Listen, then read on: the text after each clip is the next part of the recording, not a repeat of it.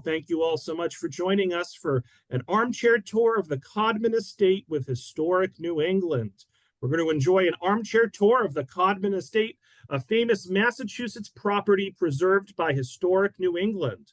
The 5 generations of the Codman family to live here left their mark, and the estate that was originally a country retreat gradually came to symbolize the family's distinguished past.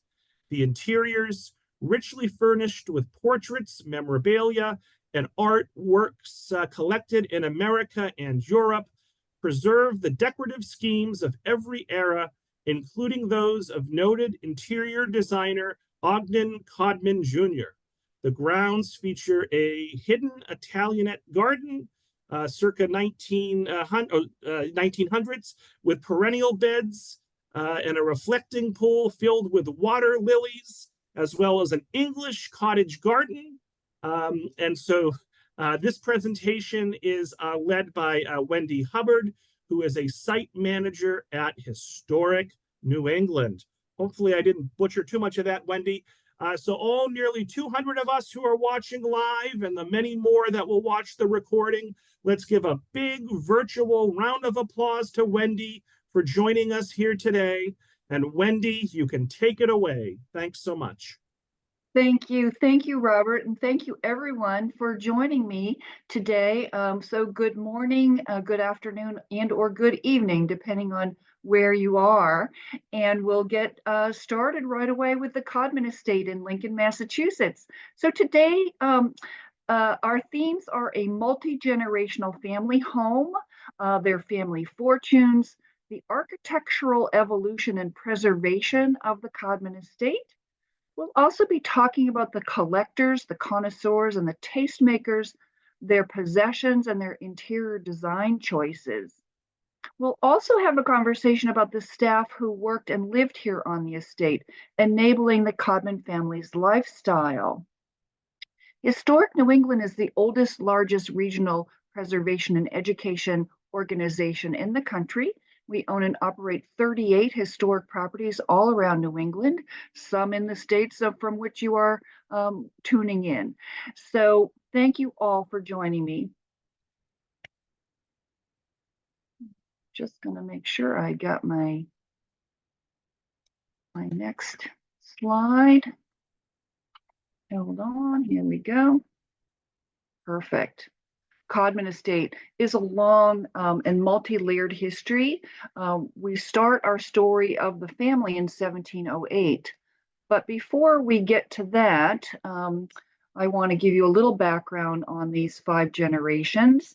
The surnames of the owners of the property changed over time from Chambers to Russell to Codman through marriage and inherited property, but it was a continuous family line starting in the early colonial times of 1708, right up through the last Codman family member to live here, Miss Dorothy Codman, in 1968. So that's a long stretch of American history.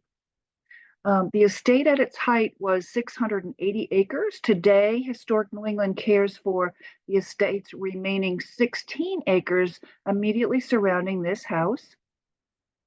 When you visit, much of the surrounding green space and land that you see was once part of the estate and is now owned by the town of Lincoln, who preserves it as conservation land. Also in 1968, when the property came to Historic New England, the bequest not only included the house, the interior, the collections, the landscape, the gardens, but it also contained 100 linear feet of Codman family papers. So imagine 100 feet of archival boxes stuffed with files and family papers. That's a lot of information. And those archival documents record and trace the history of the other people who lived and worked on the estate for over 2 centuries. And the scope of this archival collection really does make this a significant record of New England life. In today's talk, we'll see interiors and collections reflective primarily of the final 2 generations, their lifestyle, their preservation choices, some of the progress and changes that they made, and the servants' wing. but we're going to start in the Wayback Machine, where, of course, prior to European colonization, this landscape the Native Americans called the conquered area, which also included what would become Lincoln, Musketaquid, or Marsh Grass River. It is the traditional, it was and is the traditional home of the Nipmuc people, who are descendants of indigenous Algonquin. And it was the landscape, the confluence of the Sudbury, Assabet, and Concord rivers, which were important to local indigenous people for hunting and fishing, farming, and settlements.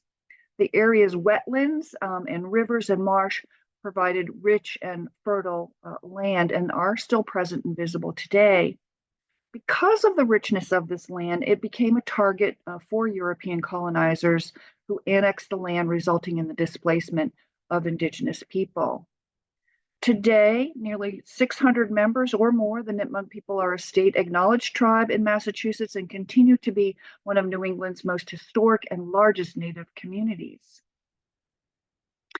Thank you to the historic New England, the Lincoln Historical Society's map of the area. This is a land map that shows where you see Spinnea, because historic New England was once known as the Society for the Preservation of New England Antiquities. Thankfully, we've shortened our name to Historic New England, but this is the area which we currently inhabit.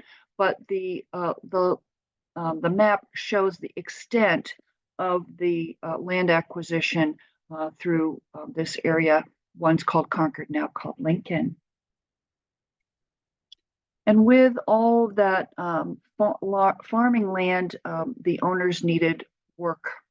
And so there were, in the 17th and into the 18th century, this was the largest slave-owning farm in the area, with the largest number of enslaved people on it. And what you're looking at here is an inventory page from 1767 of Chambers Russell, one of the owners. And we have the names of some of the people owned by Chambers Russell: Peter, Mingo, Osmond, Titus, Caesar. And we know there were other enslaved people on this estate and children born into slavery here. We know at least one known episode of family separation, where a child was separated from his family and given or sold elsewhere. Margaret Russell was the niece of Chambers Russell, and she married John Codman III in the early part of the 18th century, mid part of the 18th century. And because she was a female heir, the Chambers Russell estate became the Codman Estate. She married John Codman III, and both Margaret and her husband, John, were stewards of the estate on behalf of their young son, Charles Russell Codman. John Codman III, as I say, married Margaret in 1781, so later 18th century. He was a very prominent Massachusetts merchant, engaged in the Atlantic trade, shipping, and international trade and commerce, and made his fortune primarily on the economy here in New England and the American South and the West Indies, on an economy based on enslavement.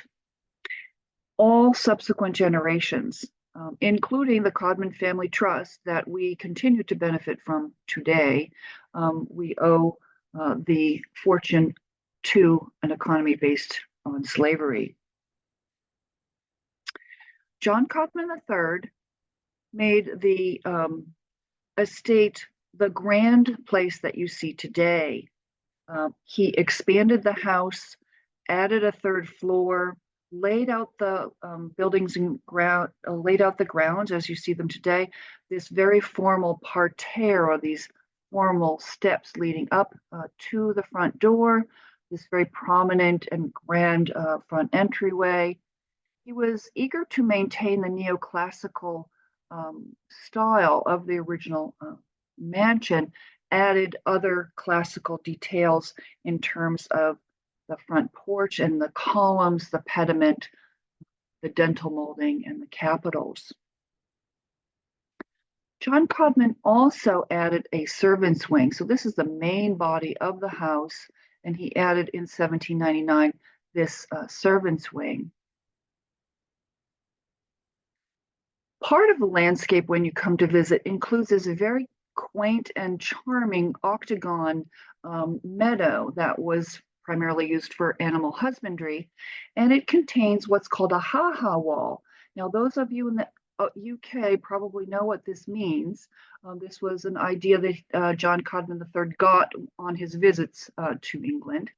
And basically, it is a scene from the prominence of the mansion above on the top of the hill looking out across the landscape. It is a almost like an infinity pool. It's like an invisible wall that you only come to see when you get up close, as you see from this vantage point, that there's a wall here. So, there's a wall here. His son, Charles Russell Codman, inherited this glorious home and beautiful landscape, but was not interested in living out in the country and had a very cosmopolitan and urbane lifestyle. And so he sold the property out of the family. His son, Ogden Codman Sr., seen here, married Sarah Bradley Codman. And as a young couple, full of enthusiasm and wealth, were eager to reclaim the family estate and embarked on the project and renamed the property the Grange, kind of a gentleman's farm. So these two were absolutely delighted to reclaim not only the mansion and the landscape, but also many of the antiques and furnishings that the family owned in previous centuries or years. They worked with Codman's brother-in-law, a prominent Boston architect named John Hubbard Sturgis, and in 1863, 1864, basically built a new carriage barn, added plumbing, heating, made several stylistic changes, refurbished and furnished the interior rooms with family furniture, art, and objects. And they also made additional acquisitions of objects in Europe and America as well. But they were also very careful to preserve and maintain many of the original and important colonial and federal era features of the landscape and the architecture. So the landscape that you visit today actually looks very much like this 1855 image of the Codman family's children. Here's a couple sitting on the ha-ha wall on their ponies, and this is the main drive up into the estate. And you will see grandfather John's picturesque elms here in this photograph, making this very grand allée as you approach the mansion. And I'm just bringing your attention to this bed of annual plants and cannas because you'll see that later on in another slide. So the people that you're going to see as we step through the door will be the people from this era, this late 19th, early 20th century era. Here they are taking tea with Lady Grey Edgerton, an English aristocrat, and with her daughter Violet on the Codman family piazza. So the straw boater hats and the very Victorian garb kind of help place this in the era we will see on the inside. Just a note about those beautiful elm trees. Of course, in the 1930s, they succumbed to Dutch elm, and we replanted, and it is a grand allée, but it's no longer, unfortunately, grandfather John Codman III's elms. Known as a mansion in its own time, this was a very impressive manor house from the very start. You're looking at original 1740s woodwork in the staircase, triple helix or double helix newel post, and the triple design banisters in the main hall. These were taken from English pattern books sent over to the colonies here in the Americas, and it's American craftsmanship based on an English tradition.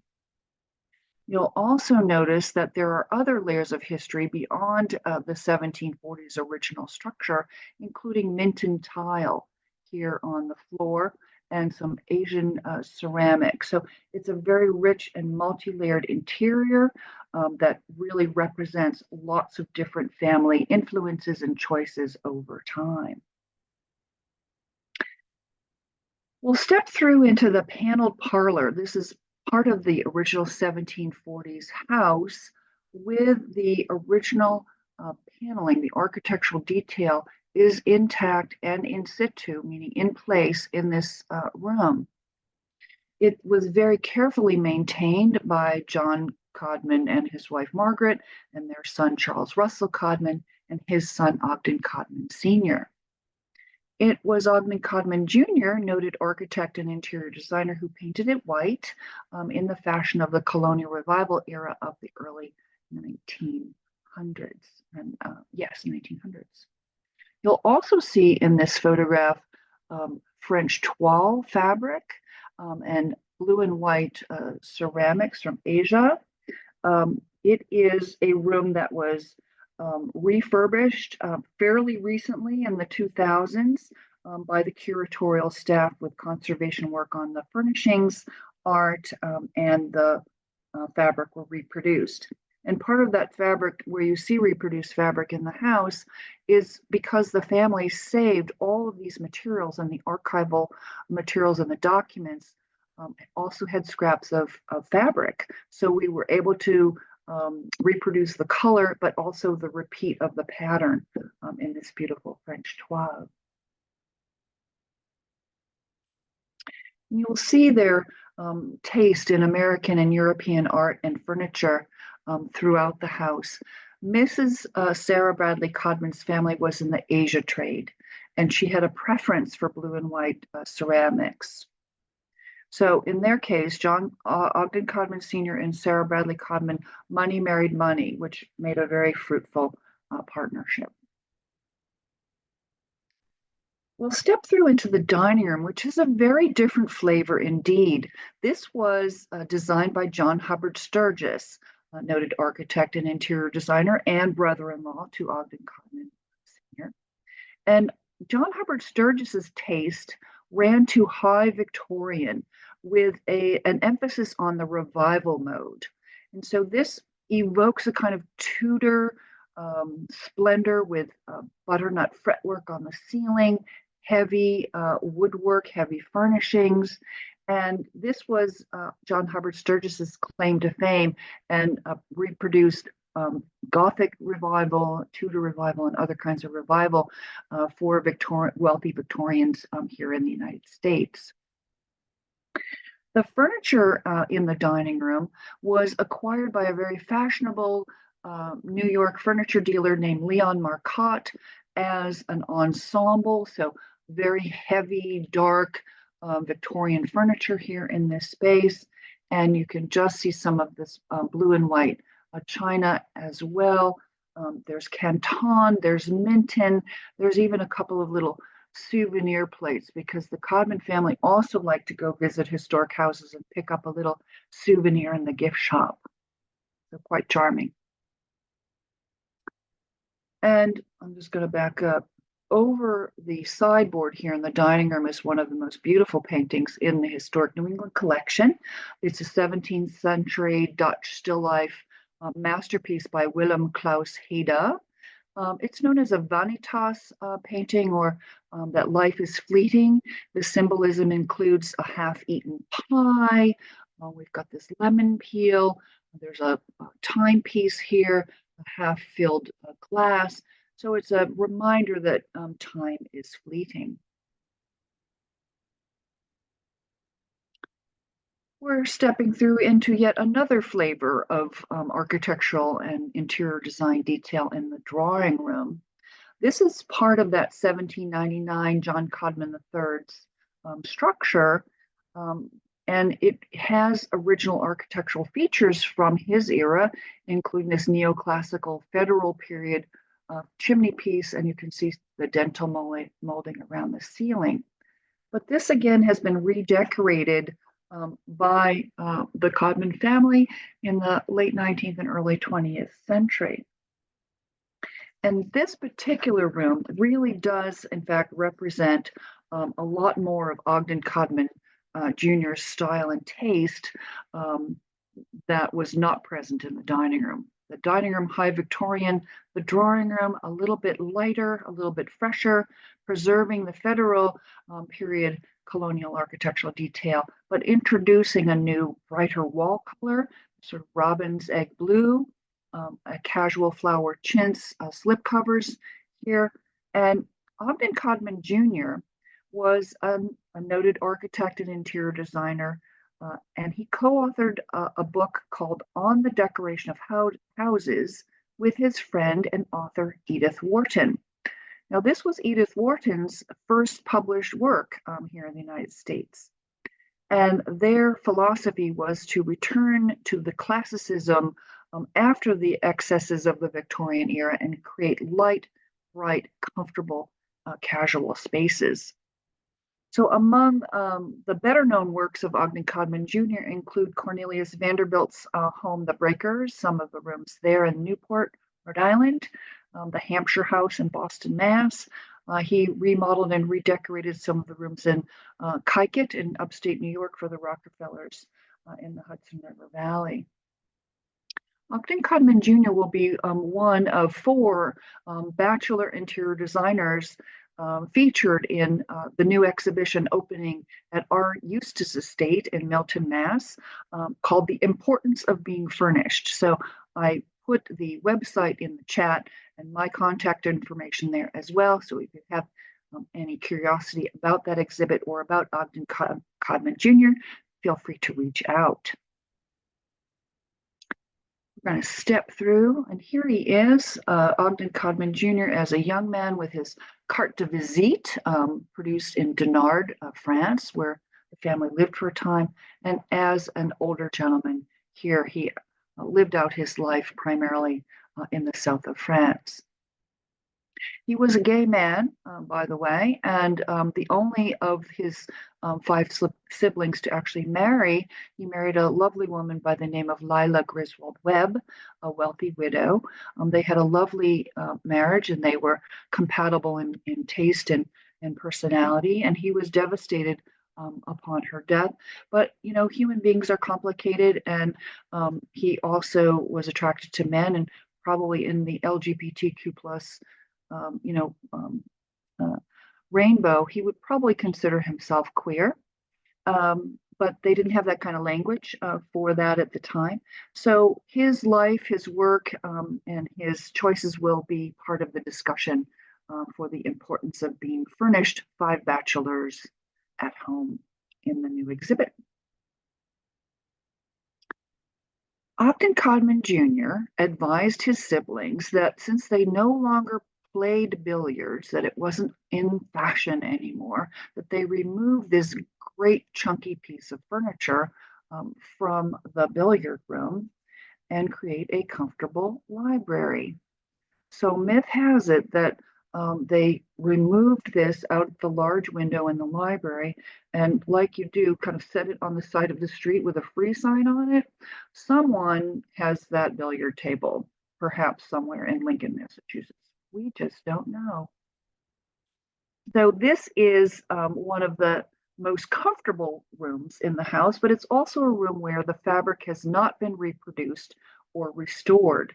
So it was a very bright, beautiful, highly Victorianized space.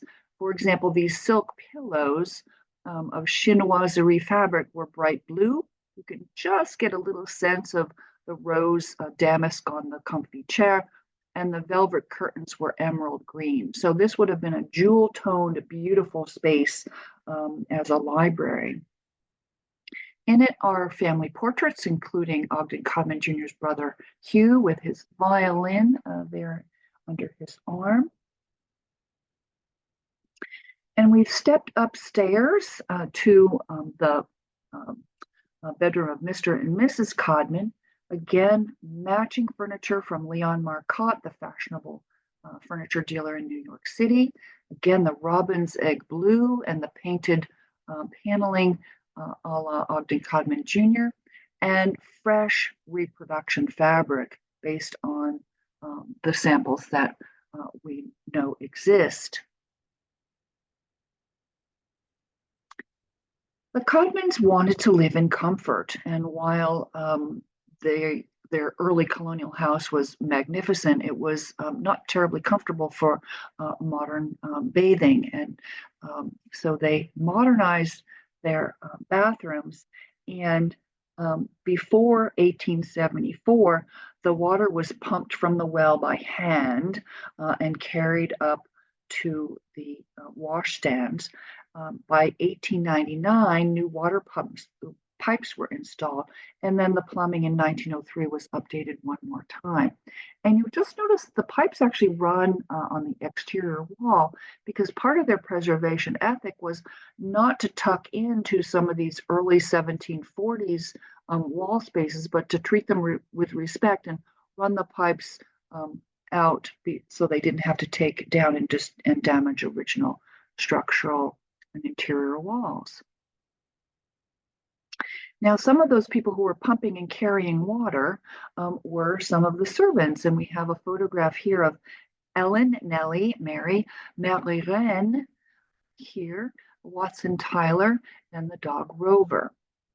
Now, many employees lived and worked on the grounds and in the house, making their lifestyle possible. Parlor maids, chambermaids, cooks, nannies, caretakers, chauffeurs, and very specific individuals who served on the estate. By the 1890s, early 1900s, there were generally 4 women working in the house, a cook, a parlor maid, and a chambermaid. Marie-Reine, Watson Tyler, and another gentleman, Philip Place. Each of those 3 worked on the estate for their entire adult lives, over 40 years.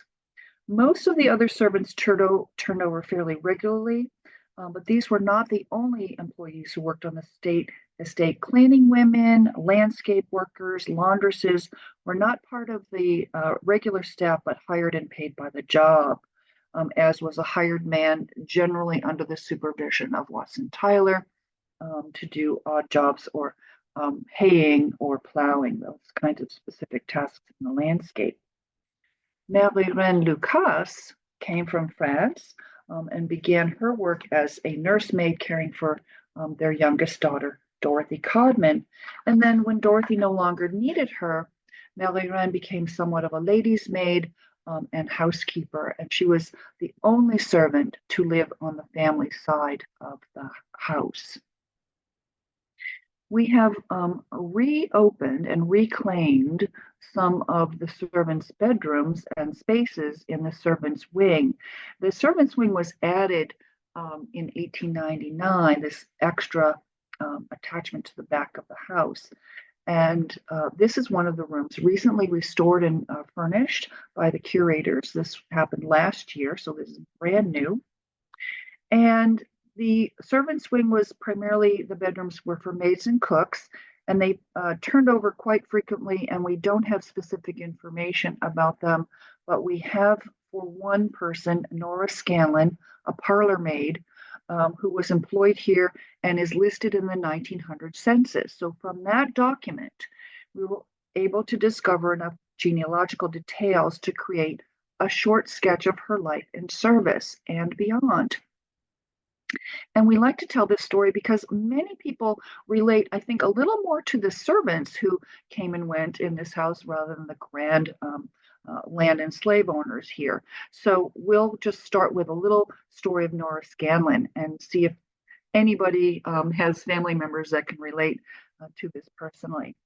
So Nora was born Honora Agnes Scanlon in Ballyford, County Kerry, Ireland in 1872, and she emigrated to the United States in 1894 as a steerage passenger on Cunard Line SS Gallia.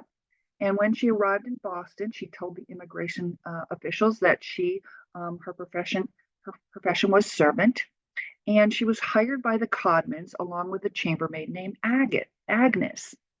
And Nora and Agnes worked for the Codmans until November 100, when the Codmans left for an extended stay in Europe, which they normally would do. And Nora gave Mrs. Codman her address and expressed an interest that she be rehired when they returned. So in spring of 1902, Nora came back to work.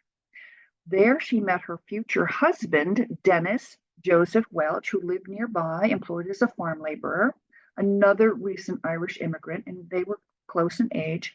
And they filed their intention to marry in Lincoln in March of 1903. And in April, Nora gave her notice and left the employment as a servant. And Nora and Dennis lived in Lincoln for most of their marriage, as many of their 5 children were born. But eventually they moved to Chelsea, Mass., where they owned a home. Dennis worked industrial jobs, and Nora was a homemaker. Dennis died in 1933, and Nora, after his death, continued to live in their home and took in lodgers and boarders. And she died in Chelsea, Massachusetts in 1964. So we're really proud to tell Nora's story, and we were able to reconstruct her life primarily because she happened to be there in 1900. And so we were able to pull together much of her biographical data, as well as notes from Sarah Bradley Codman's diaries and letters. So today we have a servants tour that shows you these back spaces, the servants' back stairs, the coal cellar, the attic, Nora's bedroom, and some of the kitchens. Here are Nora's documents that you can see in laminated form, copies, with her obituary, her census, her steerage passage, her marriage license, and those kinds of things. And a Dublin Book of Irish Verse on the side of her bed table. Here in the servants' hall, this is a space that would have been in existence in 1799 as a kitchen. It was turned into the servants' hall when they added on the kitchens further behind this space along the servants' L. And we'll start here because in addition to being a place that they would stage to serve into the dining room, this was where servants would have taken their own meals. And in here, there's a communication center. It includes this little internal house phone that you could call to different rooms, but also an annunciator. So those of us in the US who are fans of Masterpiece Theater probably recognize this kind of thing from Downton Abbey and upstairs, downstairs. So there are call buttons in the main family rooms, and they could push a button and the annunciator would let the servants know who needed help where. And the table shows fairly, modest kind of setup with their tea and apples and other kinds of things for their own meals. The pantry has numbers of sets of dishes, a lot of blue and white in here, and this would have been used for serving the family and cleanup as well. And then we're stepping into what's called the new kitchen, new only because it has the newfangled technology of the wooden coal stove and a water heater tank or copper here, and an additional kitchens here.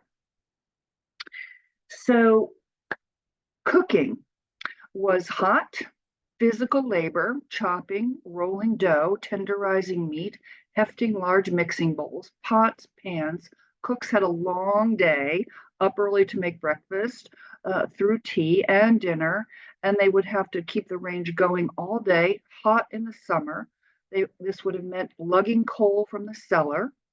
So Ogden Codman Jr. wrote to his mother and thought that the problem that his mother had with keeping a good cook is that she needed a kitchen maid to help with some of the drudgery.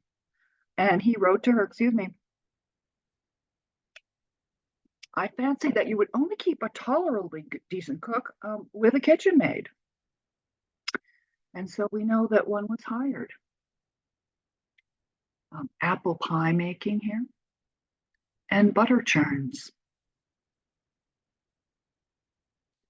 So the laundry is the next room, and that was primarily someone who was employed as a day laborer again, it tended to be a young female Irish immigrant who came to the house a couple of times a week to do the washing in-house.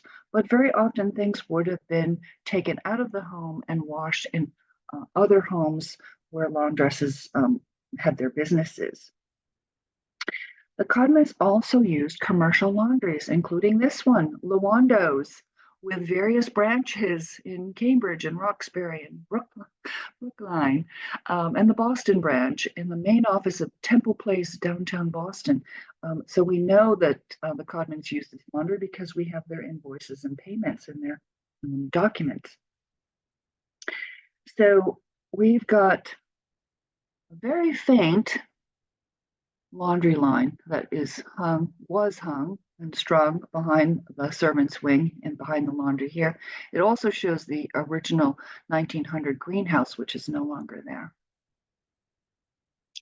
Now, Watson Tyler, who started his work at the Codman Estate as a chauffeur, but quickly moved up, basically was a Black Canadian born in 1845 in Nova Scotia. And he immigrated to the United States with his wife and his oldest children in the 1870s and was working on the Codman Estate by the early 1800s. And he remained here for the rest of his life. He died in 1922. He did not live on the property. He had a home for his family just up on Concord Road, 98 Concord Road in Lincoln, and his descendants still live there today. Watson was in charge of most things outside in the landscape, and seemingly everything else that occurred on the grounds that came under his purview: farm chores, gardening, planting and pruning trees, caring for livestock, getting the house and grounds in order for the family's returns from their travels. And while the family was away, Watson served as the estate's caretaker. So 1909, here in Lincoln, the vegetable garden.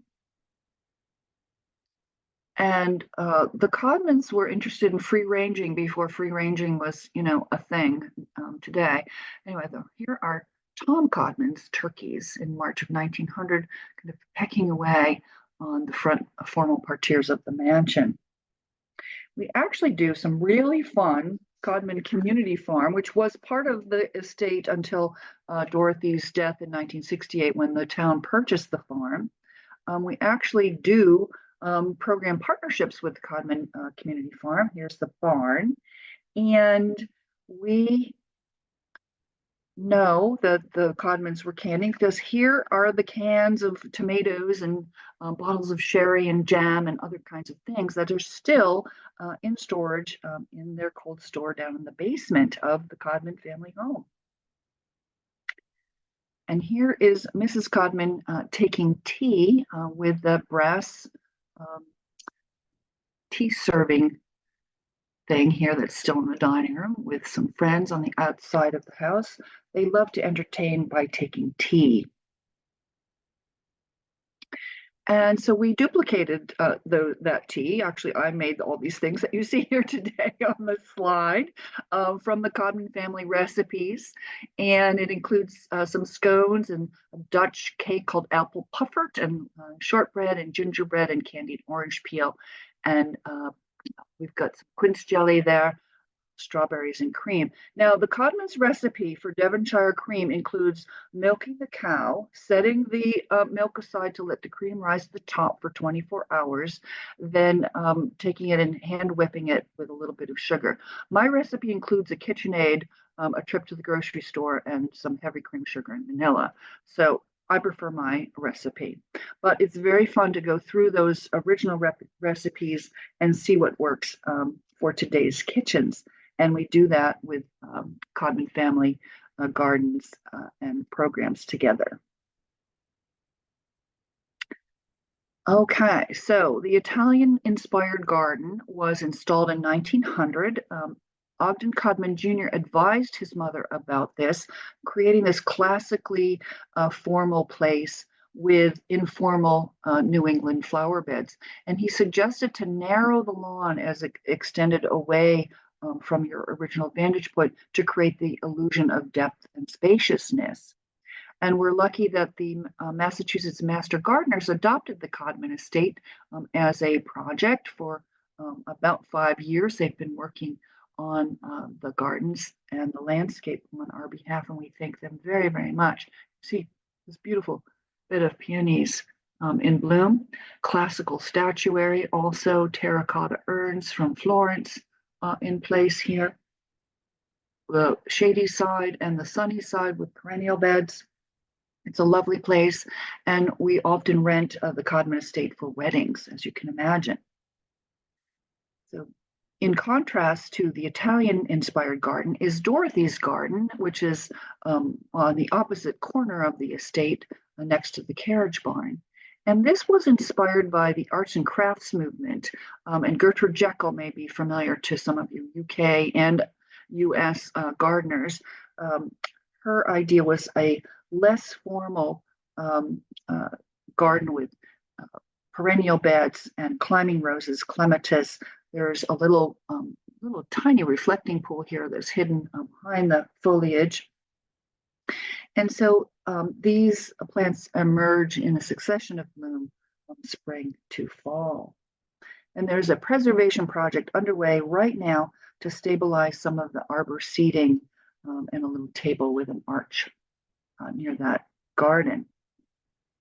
And today, we also use the grounds for various large activities like the annual Arts and Crafts Festival with wonderful vendors coming to sell their wares. And it's just a lovely place for people to walk, where the Codman Estate is actually at the nexus of over 80 miles of conservation trails that zigzag across Lincoln. And so we get lots of landscape visitors coming and using our parking as the trailhead, which we're happy for them to do so. And we look forward to seeing some of you come for a visit. So to wind up, in 1968, the property came to Historic New England because it was the Codman family's intent to preserve the homes and grounds, and I quote, as a specimen of New England country estate. And that bequest provides us today with a valuable view of these 5 generations of family bonds and over 225 years of New England history. And we intentionally tell the story of many diverse lives, including those enslaved here, those immigrants who came to the United States for work, those folks working on the land, and as well as the family members. So premiering this spring is the LGBTQ Pride Tour that is in concert with the importance of being furnished. And you can go to the website to find dates for that program when it gets posted.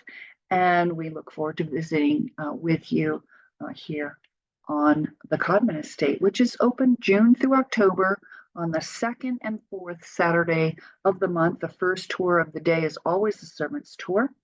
And we take the sheets off and start unwrapping the house in April, which means that in May, should you want to book a private group tour, give me a ring or look me up on my email there in the chat, and we can make an appointment for you to come and see the Codman House and Grounds at your leisure. So let's just see if that's our last one. I believe it is. So that's historicnewengland.org is our website. And I'm just going to go back to a prettier picture. There we go. And open it up for questions, Robert. Great. So, folks, let's give Wendy a big virtual round of applause for a wonderful presentation. And we can take 10 minutes or questions of questions. So Edward would like to know, is Codman Square in Boston named after this same family? Yes, it is. It was a pastor, I believe, a minister who I believe it was early 18th century, and I'm having a mental cramp on his name, but it's in Dorchester. Codman Square is named for the Codman family. Yes. Maria would like to know, are there any living descendants? So not in this line. Interestingly, out of the five children, so Ogden Codman Jr., Alice, Tom, Hugh, and Dorothy. Um, Only Ogden Codman Jr. married Lila Webb. They did not have any children. After her death, his relationships manifested as single-sex relationships, primarily in France. We believe his brother Tom was also a gay man and maintained a continuous friendship with one person. His cousin Howdy also was out, prominent, and an author, and basically was married to his partner. And there were other lesbian couples as well within the family.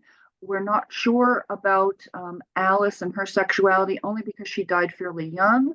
And we do know that Dorothy, we don't, we, her sexual preferences are less known and a bit more ambiguous, but she was what was called a spinster, which is to a certain degree a little bit of a derogatory term nowadays because she chose to remain single. They had enough sort of, wealth and privilege where they didn't have to necessarily marry for, that kind of step up the status ladder.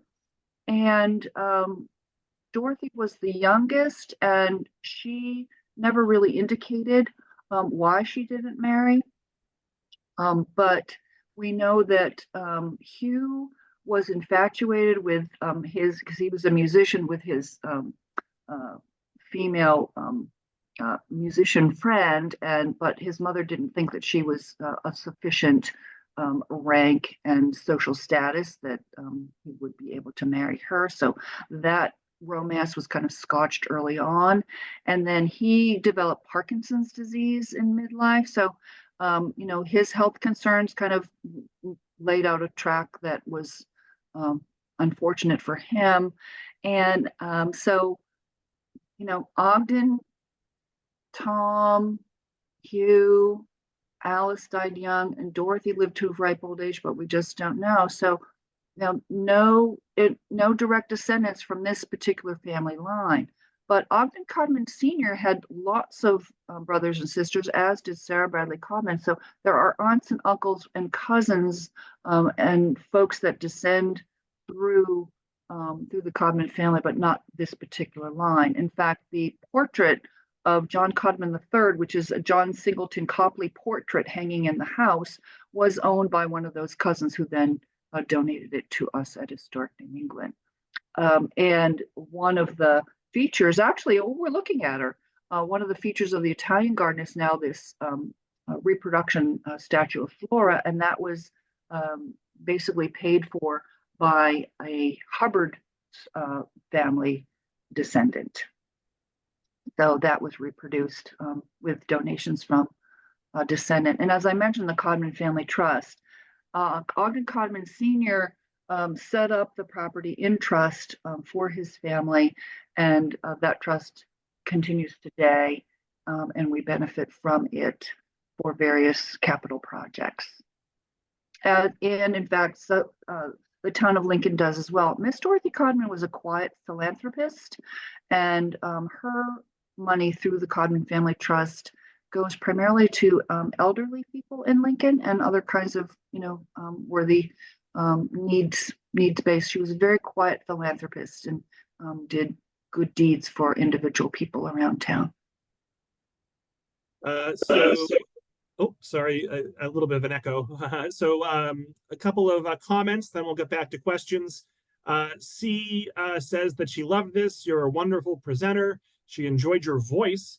Are your other lectures listed on your website?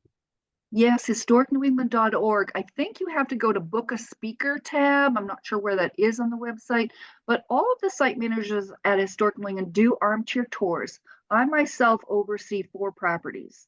So the Codman Estate in Lincoln, the Gropius House, a 1938 mid-century modern icon of architecture, in sort of the Bauhaus style, and that's a good one. And I do also the Cooper Frost Austin House, which is the oldest house in Cambridge, 1681. And I oversee the Brown House in Watertown, one of the oldest houses there, 1698. So, but everybody, Hamilton House, Jewett House, Eustis, all of the properties have armchair tours. So, and other departments, the curatorial department and other, preservation services, so the buildings and grounds and the preservation carpenters all have various talks. And because of the COVID shutdown, lots of these talks became so popular on Zoom that we were really able to reach, with deeper topics and a larger audience, in fact. So coming up, last year we premiered a prominent woman architect of the early 20th century, Eleanor Raymond, and that's a talk that we are presenting. And the LGBTQ talk will premiere it live, and then that will be available. We do the servants wing as a Zoom. So lots and lots of things to talk about. And I do an early history of enslavement Zoom talk. So yeah, plenty of topics to choose from. And that's just my little sphere of history.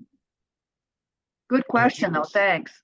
Yeah. Joan said she really enjoyed this and she thanks you. Francis says it was an excellent presentation. Marianne says it was great. Patricia says very informative. Teresa says wonderful. Suzanne's giving you a round of applause, as is Marie. Judy says great presentation and information. I'm glad to see the names of the enslaved, which can be used for ancestry research. And that leads me into a couple of other questions. Yeah. An anonymous attendee asks, did any of the Codmans fight in the Revolutionary or Civil Wars? And Jack asks, was the Codman a slave estate? Did they support slavery? Yes. So on the Revolutionary War front, the slave-owning Codman, Dr. Charles Russell, so we're still in the Russell family prior to the American Revolution, was a loyalist. And Dr. Charles Russell married into the royal vassal family. So the royal slave quarters in Medford are a historic site, and they're the only slave quarters still extant in New England that you can visit. And so not only did Dr. Charles Russell inherit enslaved people from his grandfather, he was his grandfather's heir, but he married into a slave-owning family. And so 2 slaves that we know of were part of his bride's dowry and came to him. As a loyalist, and we know he owned Lincoln, Zilpah. Their 5 children were born into in slavery. So Zilpah, the daughter, Brister was had a long and interesting life. So there, unfortunately, the enslaved people are named along with, the bales of hay and the steers and the heifers and, as property. We don't own any objects of theirs. The 3rd floor attic space where we are pretty sure that Zilpah, the mom, did her spinning and weaving, that was destroyed when the attic space was destroyed when the 3rd floor was added. So we don't have spaces for where the enslaved people lived and any of their property. So they exist in the family documents as inventory. But we have the landscape and the rock walls, somebody had to lug those rocks. And so, and we also have John Codman III's documents. And I spent a lot of time during COVID tiptoeing through those documents. And not only was he in trade for himself, but he was in shipping for other, basically vendors, other business people. And so he's trading in sugar, rum, molasses, tobacco. And so those are raw materials produced by slave labor. So it's a long and deep history.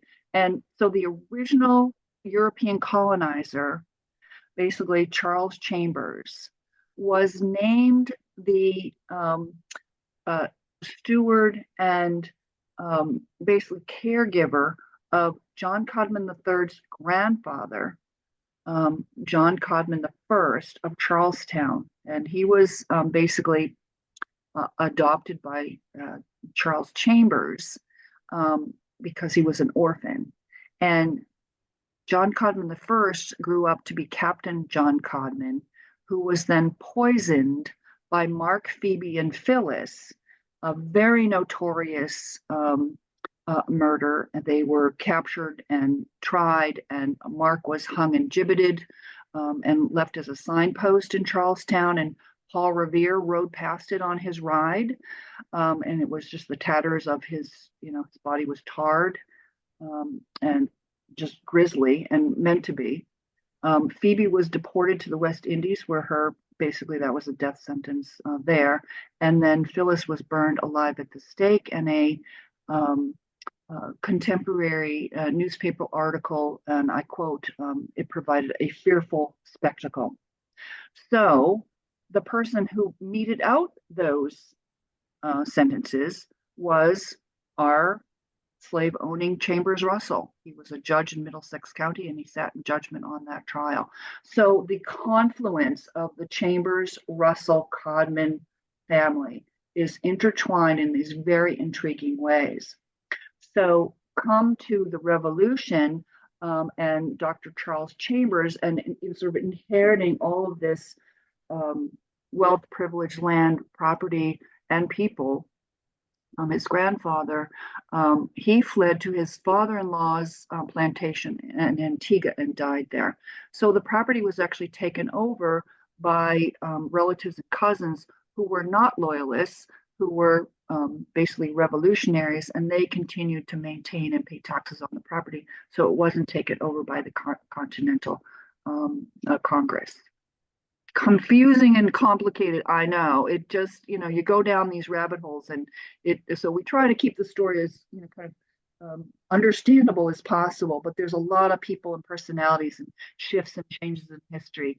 In terms of the Civil War, to answer that question, no one fought in the Civil War. And what's interesting about Ogden Codman Sr. and Sarah Bradley Codman is their ambivalence to what's happening literally down the road in Concord, where the abolitionist movement is really alive and well and thriving. They do not seem to have any connection to that philosophy, and we were curious about that. So we delved into their investments, and we know that they were invested in railroads.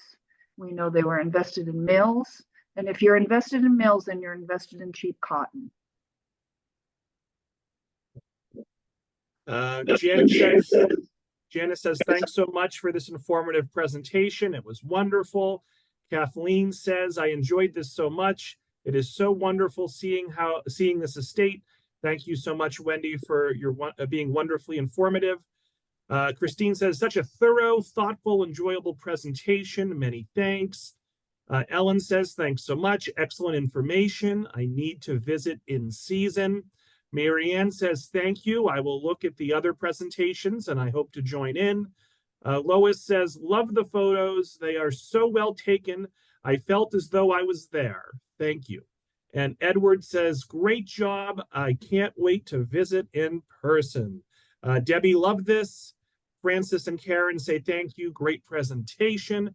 We're going to leave a couple of questions on the cutting room floor, so to speak, but I will provide Wendy's email address in the follow-up email I send later today. So if your question wasn't answered, feel free to reach out to Wendy directly. So Wendy, any last words before we wrap it up? Well, I just want to say thank you for spending your morning, day, and or evening with us. And I hope that I touched upon something that perhaps y'all can relate to in this story, somewhere in your own family history, genealogical charts, and or locations and communities where you all live. So thank you so much for joining me in my little corner of the world here in Lincoln, Massachusetts. It was our pleasure, Wendy. Phenomenal job. Thanks so much. I hope you and the audience enjoy the rest of their day. So thank you again, everyone. Thank you so much. Bye-bye. Bye.